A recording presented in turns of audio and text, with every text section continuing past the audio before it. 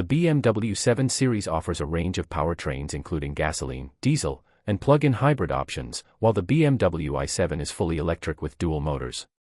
The 7 Series comes with engine options like inline, 6 and V8, depending on the variant, whereas the i7 xDrive 60 delivers around 536 horsepower.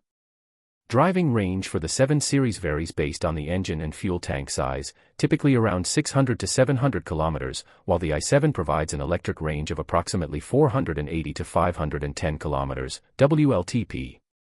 In terms of acceleration, the 7 Series variants range from about 5.2 to 4.2 seconds for 0 to 100 km per hour, while the i7 achieves it in around 4.7 seconds. Both models feature luxurious interiors, but the i7 leans more toward a futuristic and tech-focused design. Infotainment systems in both include BMW's iDrive 8.5 with a curved display, though the i7 adds optional features like a 31-inch rear theater screen for an elevated experience.